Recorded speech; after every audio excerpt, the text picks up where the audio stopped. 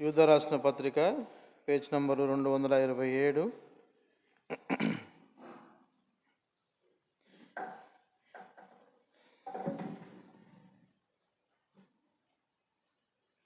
యూదా రాసిన పత్రిక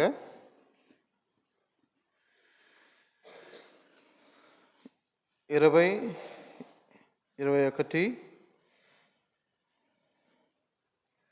మనం కలిసి చదువుకుందాం. వచనం 20 వచనం, 1 అధ్యాయం ఉంది. 20 వచనం, 21 వచనం అందరం కలిసి చదువుకుందాం. కలిసి ఉన్నాయి, కలిసి చదువుకుందాం. ప్రియులారా, మీరు విశ్వసించు అతి పరిశుద్ధమైన దాని మీద మిమ్మల్ని మీరు కట్టుకొనుచు పరిశుద్ధాత్మలో ప్రార్థన చేయుచు నిత్య జీవార్థమైన మన ప్రభు అయిన యేసుక్రీస్తు కనికరం కొరకు కనిపెట్టుకొనుచు దేవుని ప్రేమలో నిల్చున్నట్లు కాల్చుకొని నుండి. ప్రభు సాధ్యం ఇచ్చిన ప్రార్థన చేసుకున్నాం.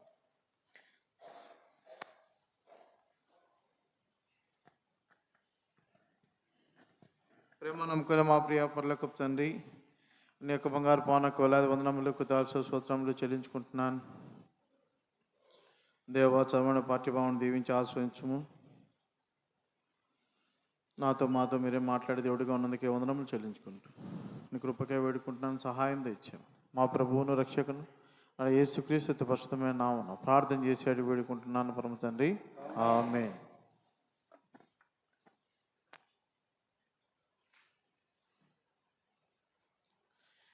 మనం చదువుతూ వచ్చిన ఈ పత్రికను రాసింది ఎవరండి? యూదా రాశారు. యూదా ఎవరో తెలుసా ఎవరికైనా? ఈ పత్రిక రాసిన ఆయన ఎవరో మీకు తెలుసా? చాలామందికి తెలిసే ఉంటుంది. ఎవరైనా అంటే యేసు ప్రభు యొక్క తమ్ములలో ఒక తమ్ముడు. యేసు ప్రభుకి ఎవరున్నారు? తమ్ముళ్ళు ఉన్నారు, సహోదరులు ఉన్నారు. ఆ సహోదరులలో సొంత తమ్ముడు ఎవరైనా? సొంత తమ్ముడు. ప్రారంభ దినాల్లో ఆయన ప్రభువును ప్రేమించలేదు, ప్రభువును నమ్మను లేదు. ఎప్పుడైతే యేసు ప్రభు తిరిగి లేచి తను తాను ఆయన ప్రత్యక్షపరుచుకున్నాడో నాటి నుండి ఆయన ప్రభువును సంపూర్ణంగా విశ్వసించిన వాడిగా కనపడుతూ వచ్చినాడు.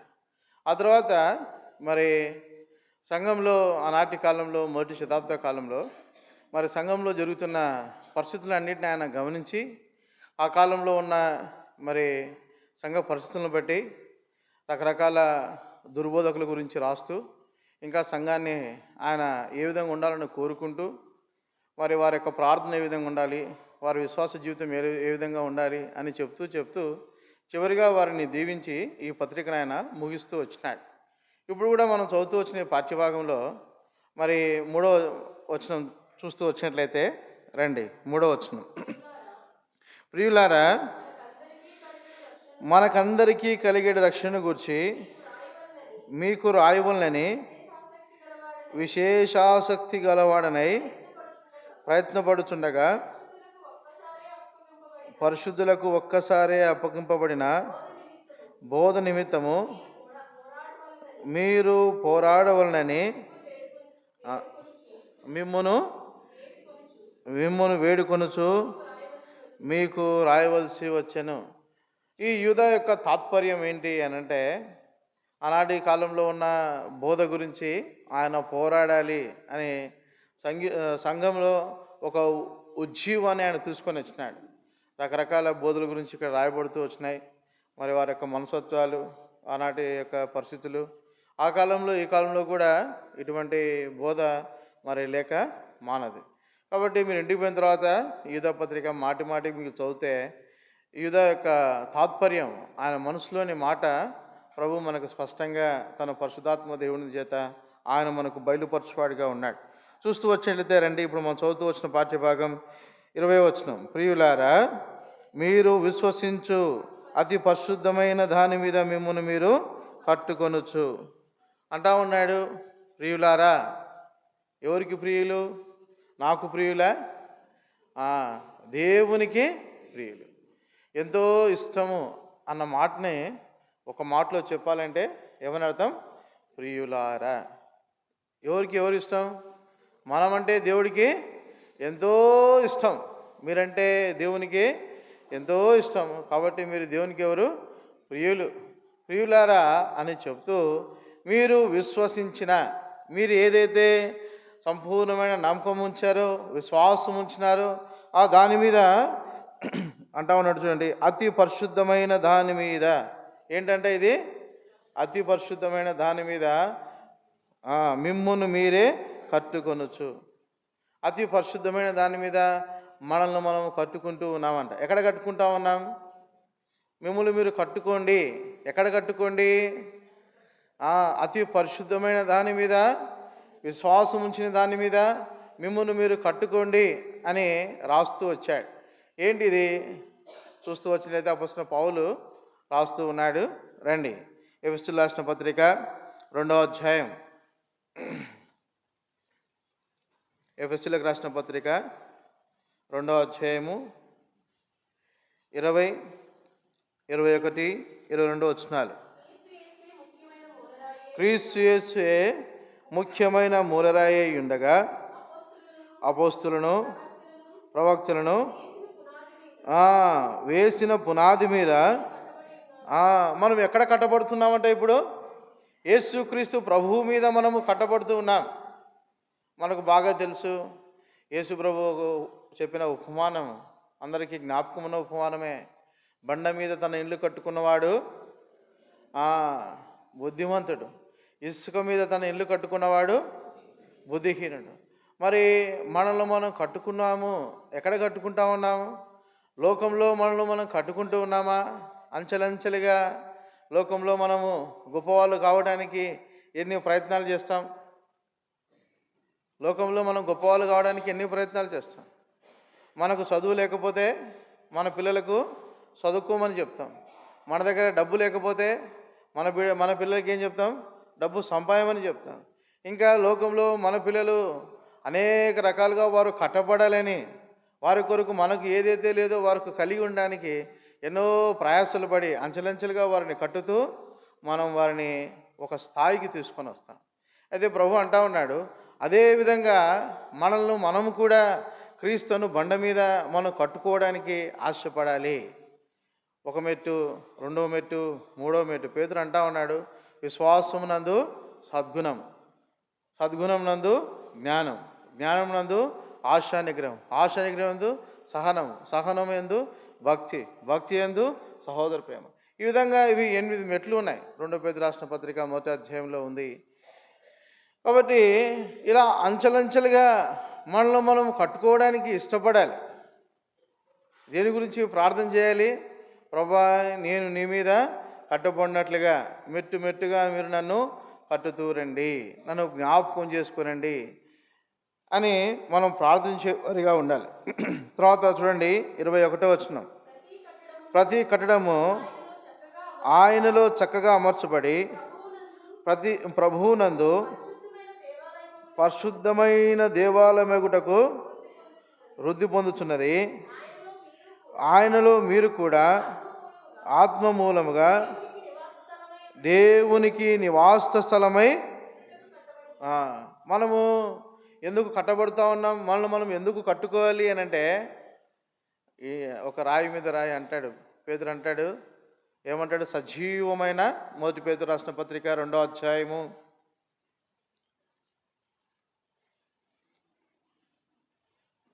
చదవండి అన్నమాట. 5వ వచనం. కడవరి కాలమందు బయలుపరచబడటకు విశ్వాసము ద్వారా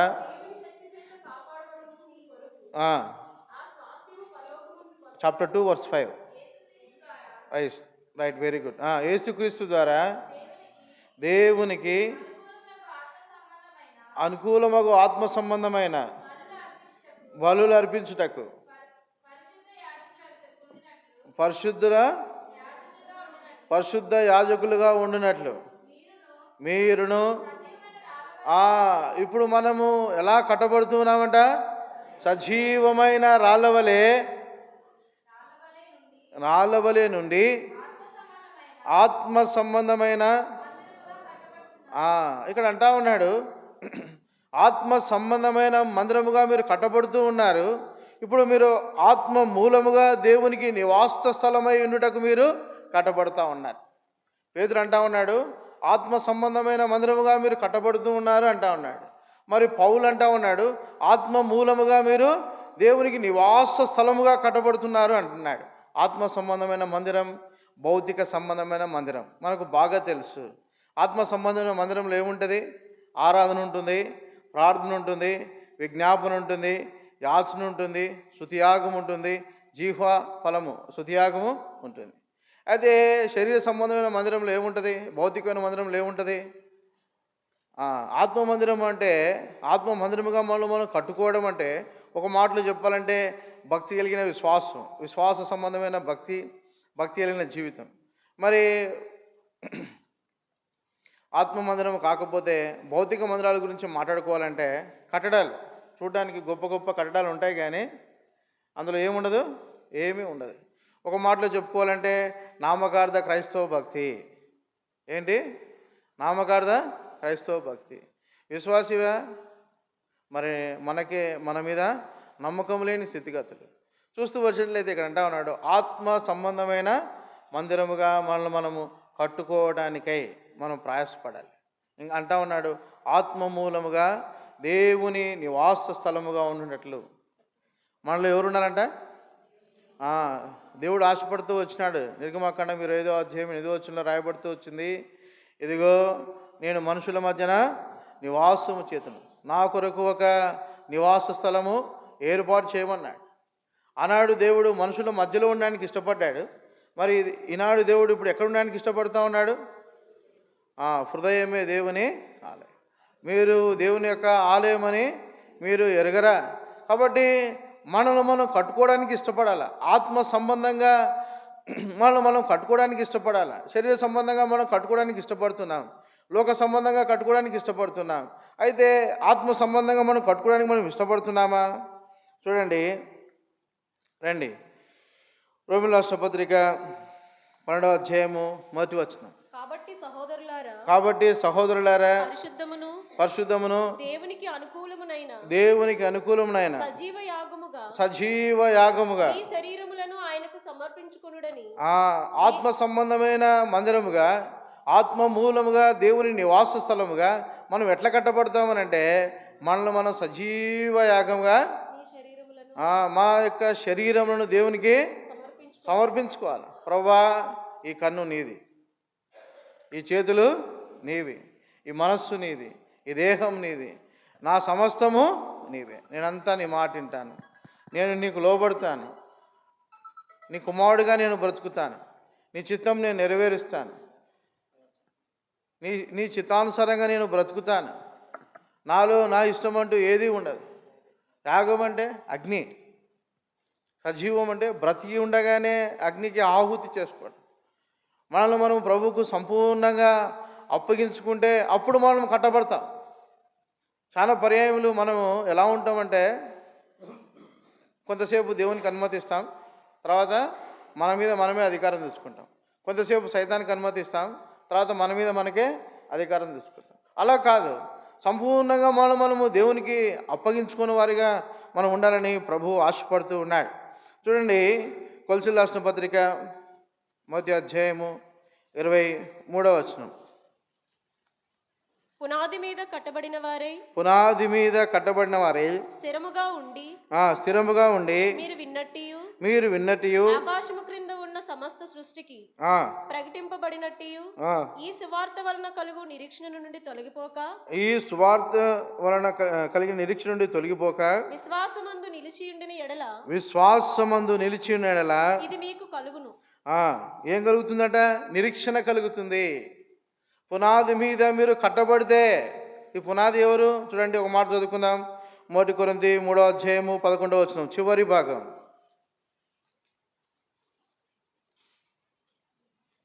1 కొరింథీ 3వ అధ్యాయము 11వ వచనం. ఈ పునాది యేసుక్రీస్తే. యేసుక్రీస్తు ప్రభువు మీద మనం కట్టబడితే, లోకంలో మనం కట్టుకుంటే కాదు, యేసుక్రీస్తు ప్రభువు మీద మనం కట్టబడితే మనం నిరీక్షణ గలవారిగా ఉంటాం. ఈనాడు మన జీవితంలో దుఃఖం ఉంది, అవమానం ఉంది, బాధ ఉంది, వేదన ఉంది, నిస్సహాయ స్థితి ఉంది, కుటుంబ పరిస్థితులు బాగలేవు, ఆర్థిక పరిస్థితులు బాగలేవు, ఇటు ఆత్మీయ జీవితం బాగలేదు, అన్నీ నష్టంలో మనం ఉన్నాం. అయితే ఈ నష్టమును ఆయన పరిహారం చేయ దేవుడిగా ఉన్నాడు. మనం ఏ దాంట్లో అయితే వచ్చి ఉన్నామో, ఎక్కడైతే మన జీవితంలో లోటుపాట్లు కలిగి ఉన్నామో, ఈ లోటుపాట్లు వీటన్నిటిని ఆయన క్రీస్తును బండ మీద మనం కట్టుకుంటే మన పాపమునకు ఆయన ప్రాయశ్చిత్తం చేస్తాడు.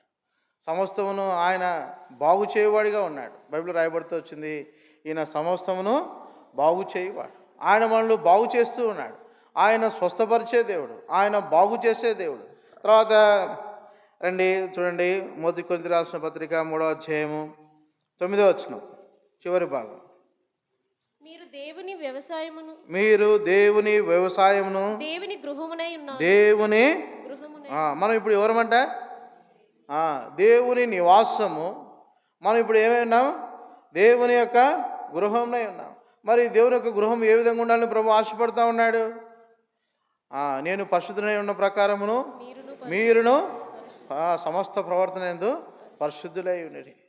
కాబట్టి మన జీవితంలో, మన మాటలో, తలంపులో, ఆలోచనలో, వ్యక్తిగత జీవితంలో, క్రియల ద్వారా మనం ఎలా ఉండాలంట? పరిశుద్ధులుగా, ఆయన మందిరములాగా, ఆయన నివాస స్థలములాగా, ఆయన ఆలయముగా, ఆయన గృహముగా మనం కనపడాలి.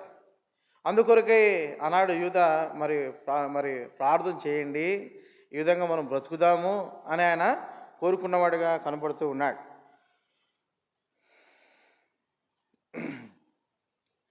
తీతు రాసిన పత్రిక 2వ అధ్యాయం 13వ వచనం. అనగా మహాదేవుడును మన రక్షకుడునైన యేసుక్రీస్తు మహిమ యొక్క ప్రత్యక్షత కొరకు ఎదురు చూచుచు ఈ లోకములో స్వస్థ బుద్ధితోను స్వస్థ బుద్ధితోను నీతితోను భక్తితోను బ్రతుకుచుండవలనని మనకు బోధించుచున్నది. ఈ పునాది మీద నిన్ను నువ్వు ఎలా కట్టుకోవాలి అని అంటే, మొదటిది సజీవ యాగంగా మనము కట్టుకోవాలి. ఇక రెండవదిగా ఏమంటా ఉన్నాడంటే చూడండి, స్వస్థ బుద్ధితో. ఏ బుద్ధి అంటే? ఈ బుద్ధి దేవా మాకు స్వస్థ బుద్ధి దయచేయి. స్వస్థత అంటే బాగు చేసే బుద్ధి, మంచి బుద్ధి. బైబిల్లో రాయబడుతూ వచ్చింది, దావీదు మిగుల సుబుద్ధి కలిగి ప్రవర్తించుచూ వచ్చాను. ఏంటంట? దావీదు ఎలా బ్రతికాడంట? మిగులా సుబుద్ధి అంటే చాలా మంచి బుద్ధి. ఎంత మంచి బుద్ధి? సౌలు చంపుతా ఉంటే కూడా, చంపనీకి వస్తే ఉంటే కూడా దొరికిన సౌలును చంపనటువంటి బుద్ధి, ఎవరికే కానీ కీడు చేయనటువంటి బుద్ధి, మంచి బుద్ధితో ప్రవర్తిస్తూ వచ్చినాడు. ఎవరు? దావీదు. మిగులా సుబుద్ధి కలిగిన వాడిగా ఆయన బ్రతుకుతూ వచ్చినాడు. మన జీవితంలో ప్రభు మన నుండి కూడా ఏం ఆశపడతా ఉన్నాడు? ప్రభువా నాకు ఏం చేయాలా? స్వస్థ బుద్ధి తెచ్చేయి, నా బుద్ధిని బాగు చేయి, స్వస్థపరచు, నన్ను మంచివానిగా చేయి, నా బుద్ధిని మంచి బుద్ధిగా నువ్వు చేయమని ప్రార్థన చేయవారిగా మనం ఉండాలి. తర్వాత చూడండి, చదవండి. నీతితోను భక్తితోను. రెండోది ఏంటంటే నీతి అంటే మంచి పని. తర్వాత మంచి పనులు ఏమున్నాయి ఈ లోకంలో? ఏమున్నాయి? ఆత్మ సంబంధమైన మంచి పనులే. ప్రార్థన చేసుకోవడం, బైబిల్ చదువుకోవడం, దేవునితో సమయాన్ని గడపడం, సువార్త చేయడం, దేవుని ఇంటికి రావటం, ఇవన్నీ ఏంటివి? మంచి పనులే. కాబట్టి మన జీవితంలో ప్రభు మన నుండి ఆశపడతా ఉన్నాడు. ఏం ఆశపడతా ఉన్నాడు? నీతితో ఉండు. భక్తి అంటే ఏంటి? విశ్వాస సంబంధమైన పనులు, దేవుని మనం ఆరాధించటం, దేవుని మనం పూజించటం, దేవుని మనం సేవించటం, ఇది భక్తి. కాబట్టి భక్తితో ఉండు, నీతితో ఉండు, స్వస్థ బుద్ధితోనూ ఉండు. అందునిమిత్తమై మనం ప్రార్థన చేయవలసిన వారిగా మనం ఉంటూ వచ్చినాం. తర్వాత 2 పేతురు రాసిన పత్రిక 3వ అధ్యాయం 12వ వచనం. తగ్గిపోవచ్చున్న మహిమ యొక్క అంతమును ఇశ్రాయేలీయులు తేరు చూడకుండునట్లు. 2 పేతురు 3:12.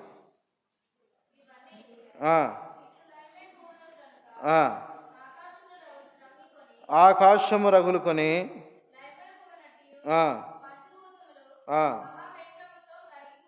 ఆ చివరి నుంచి నాన్న పైనుంచి 2వ భాగం, చివరి నుంచి 3rd లైన్. మీరు పరిశుద్ధమైన ప్రవర్తనతోనూ భక్తితోనూ ఎంతో జాగ్రత్త గలవారై వినవలను. ఏమంటున్నాడు ఆయన? పరిశుద్ధమైన ప్రవర్తన. యోబంటా వచ్చాడు 31వ అధ్యాయంలో ఏమంటాడు? నేను కన్యకని ఏ విధంగా చూచితునో, నేను ఎలా మాట్లాడుతున్నానో, నా జీవితం ఎలా ఉందో, నా ప్రవర్తన ఎలా ఉందో నా దేవుడికి సమస్తం ఆయన ఎరిగి ఉన్నవాడు. ఎవడు నన్ను చూసి భయపడేవాళ్ళు. ఎందుకు? నా మంచితనం, నా మర్యాద వారు చూసి భయపడుతూ వచ్చినారు. కాబట్టి మన జీవితంలో మరి మనము ఎంతో పరిశుద్ధంగా బ్రతకాలని ప్రభు ఆశపడినవాడిగా కనపడతా ఉన్నాడు. చూడండి, చివరిగా మాట చదువుకుని నేను ముగిస్తాను. ఎఫెసీయుల రాసిన పత్రిక 6వ అధ్యాయము 18వ వచనం. ఆత్మ వలన ప్రతి సమయమందును ప్రతి విధమైన ప్రార్థనను విజ్ఞాపనను చేయొచ్చు ఆ విషయమై సమస్త పరిశుద్ధుల నిమిత్తము పూర్ణమైన పట్టుదలతో విజ్ఞాపన చేయొచ్చు. ఏం చేయాలంటే ఇప్పుడు మనం ఇక మెలకుగా ఉండాలి. నిద్ర సమయం మంచిగా, నిద్రపోయే టైం మంచిదే. అయితే మనం ఏం చేసి ఉండాలంట? మెలకుగా ఉండాలి. మెలకుగా మనం లేకపోతే ఏమైపోతుంది? యేసు అడిగాడు శిష్యుల్ని. ఏమడిగాడు? అది ఎలారా, మీరు మేల్కొని ఉండండి, ఇక్కడ ప్రార్థన చేయండి అని అడిగాడు. ఎంతమందిని అడిగాడు చెప్పండి? ఎంతమందిని అడిగాడు? ఏం పేర్లు? Very good. ముగ్గురిని అడిగాడు. పేతురు, యోహాను, యాకోబుని అడిగారు. అయితే ముగ్గురు ఏమైపోతున్నారు? ఏమైపోతున్నారు ముగ్గురు? ఎందుకు నిద్రపోతున్నారు? పని పాట లేక నిద్రపోతున్నారా? యేసుప్రభుతో పాటు 12 మంది శిష్యులు, వారు ఎప్పుడూ ప్రయాణం చేస్తూ ఉంటారు. ఇదివరకు మా సంఘంలో చెప్పాను, కానీ ఇక్కడ చెప్పాను లేదు, నాకు గుర్తులేదు. అయితే ఒక మాట చెప్పాలని ఆశపడుతున్నాను. ఏంటంటే, ఒక ప్రజా నాయకుడు వచ్చినప్పుడు అందరూ గుంపులు మీద పడతా ఉంటే చుట్టూ బౌన్సర్లు ఏం చేస్తుంటారు? తోసేస్తుంటారు. పడొద్దురా అని తోసేస్తుంటారు. మరి యేసుప్రభు శిష్యులు కూడా ఏం పని చేస్తున్నారు? యేసుప్రభు మధ్యలో ఉంటే చుట్టూ వాళ్ళు నిలబడుకొని యేసుప్రభుని తాలకుండా చూస్తూ ఉన్నారు. ఎవరైనా యేసుప్రభుని తగిలినారనుకో, యేసుప్రభు ఏం చేస్తాడు? నన్ను ఎవరు తాకిందని అడుగుతాడు మళ్ళీ. అప్పుడు అందరూ మళ్ళీ సమస్యలో పడతారు. కాబట్టి అది పెద్ద సమస్య. వారు ఉదయం మొదలుకొని సాయంకాలం వరకు యేసుప్రభుతోనే ఉన్నారు. వారు నిద్రపోలేదు, రెస్ట్ తీసుకోలేదు. యేసుప్రభు ప్రయాణం అయిపోతుంటే వీళ్ళు ప్రయాణం అయిపోతూ ఉన్నారు. వారి దేహం ఏమైపోయిందంట? అలసిపోయింది. వారి యొక్క భౌతిక దేహం చాలా అలసిపోయింది. కాబట్టి ఇప్పుడు కూర్చుంటే ఏమొచ్చింది వాళ్ళకి? మంచి తోట, చల్లని గాలి. మనం కూడా ఎక్కడ కూర్చున్నాం? మంచిగా ఫ్యాన్ కింద చల్లగా. ఏమైపోతాం? ఆదివారం అయినా మిగతా రోజులైనా వెంటనే నిద్ర వస్తుంది. అయితే నిద్రపోతే ఏమైపోతాం? మనము శోధనలో నిలవలేము. ప్రభు చాలా బాధపడ్డాడు. యేసు అడిగాడు, ఒక గడియను మీరు నాతో కూడా మేల్కొని ప్రార్థించలేకపోయారు. ఒక గడియ అంటే 1.5 గంట అంట. గడియ అంటే ఎంత? అట్లీస్ట్ 1.5 అవర్ కంటిన్యూగా మీరు ప్రేయర్ చేయలేకపోయారా అన్నాడు. అయితే ఆ 1.5 గంట విలువ తర్వాత వాళ్ళకి అర్థమైపోయింది. ఏంటి? ఒక్క వ్యక్తి కూడా యేసుతో పాటు అయ్యా నేను ఉంటాను అని చెప్పడానికి ఎవరూ లేరు. ఏమైపోయారు? అందరూ మెలకుగా ఉండలేని పరిస్థితుల్లో వారు ఏమైపోయారు? పరుగున పారిపోయారు. ఒక్కరునూ లేరు. అందరూ విడిచిపెట్టి యేసుప్రభును ఎవరి కొద్ది వాళ్ళు వెళ్ళిపోయారు. మన జీవితంలో మనం కూడా మెలకుగా ఉండకపోతే, పట్టుదల కలిగి విజ్ఞాపన చేయకపోతే, ఒకరికొరకు ఒకరు మనం ప్రార్థన చేసుకోలేకపోతే, సుబుద్ధి అంటే ఇతరుల గురించి, వారి గురించి మనం మేలు చేయటం. నీతి అనంటే ఇతరుల గురించి మనం మంచిగా ఆలోచించేయటం. ఇతరుల గురించి మనం ఆలోచన చేసి వారి కొరకు మనం విజ్ఞాపన చేస్తూ మనం మెలకుగా ఉంటే, ఒకటి మనల్ని మనం కాపాడుకుంటాం, 2 మనతో ఉన్న వారిని కూడా మనము కాపాడుకుంటాం. మనం నిద్రపోయినాం అనుకోండి, సైనికుడు నిద్రపోతే ఏమవుతుంది? బార్డర్లో సెక్యూరిటీ ఫోర్స్ ఉంటారు, వారు నిద్రపోతే ఏమవుతుంది? అంత దేశమంతా ఒక్క గంట చాలు, ఏమైపోతుంది? దేశమంతా బానిసత్వంలోకి పోతుంది. ఒక దేశమంతా, ఎంత పెద్ద దేశమైనా బానిసత్వంలోనికి పోతుంది. సెకండ్లు, నిమిషాలే చాలు. అయితే ప్రభు కూడా మరి పౌలు ద్వారా మనతో మాట్లాడుతూ ఉన్నాడు. చూడండి, మళ్ళీ ఒక మాట మళ్ళీ మరో పర్యాయం చూద్దాం. 6వ అధ్యాయము 18వ వచనం. ఆత్మ వలన ప్రతి సమయమందును ప్రతి విధమైన ప్రార్థనను, ప్రతి విధమైన ప్రార్థన. ఏ విధమైన ప్రార్థన? ప్రతి విధమైన, అన్ని రకాలుగా వారి కొరకు నువ్వు ప్రార్థన చేయి అంటా ఉన్నాడు. విజ్ఞాపన చేయి. విజ్ఞాపన చేయడం అంటే ఒకరి గురించి ఒకరు మనవి చేసుకోవటం. ఈ ప్రార్థనా కూడికలో మనం ఏం చేయాలా? ఇతరుల గురించి మనం విజ్ఞాపన చేయాలా. మన సంఘం కొరకు మాత్రమే కాదు, 4 సంఘాల విశ్వాసులు, సేవకులు, పెద్దలు, పరిచారకులు, పిల్లలు, పెద్దలు, వృద్ధులు, నడివేసుకోవాలి, యవనస్తులు, రోగులు, అందరి కొరకు మనం ఏం చేయాలంటే విజ్ఞాపన చేయొచ్చు. ఆ విషయమే సమస్త పరిశుద్ధుల నిమిత్తము పూర్ణమైన పట్టుదలతో ఎట్లా చేయాలంట? పూర్ణమైన పట్టుదల. ప్రభా, ఖచ్చితంగా నువ్వు ఈ కార్యము చేయి. సంఘము అత్యాశక్తితో ప్రార్థన చేసింది.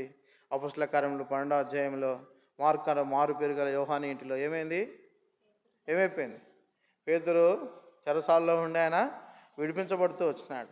యేసుప్రభువు అన్నాడు, పేతురు, ఈ బండ మీద నా సంఘమును కట్టుదును, పాతాళపు లోకం యొక్క పునాదులు దీని ఎదుట నిలవలేవు. సంఘము ప్రార్థిస్తే దేవుడు ఏం చేస్తాడంట? పాతాళపు యొక్క లోకం యొక్క పునాదులు ఆయన ఉంచాడు, ఊడగొడతాడు. అగ్ని నుండి కొందరిని లాగినట్టు. చూడండి, యూదా రాసిన పత్రిక 23వ వచనం. అగ్నిలో నుండి లాగినట్లు కొందరిని రక్షించుడి. మన ప్రార్థన, మన విజ్ఞాపన ఏం చేస్తుందంటే, ఇంకా సంపూర్ణంగా రక్షింపబడిన కుటుంబాలు మన సంఘంలో, మన ఇంటిలో, మన గోత్రంలో, మన వంశంలో, మన సహవాసంలో ఉన్న వారందరూ ఏమవుతారు? ఇప్పుడు రక్షింపబడినట్లుగా, నువ్వు నేను మనమందరం ప్రార్థించినట్లుగా ప్రభు మనకు సహాయం చేయను గాక.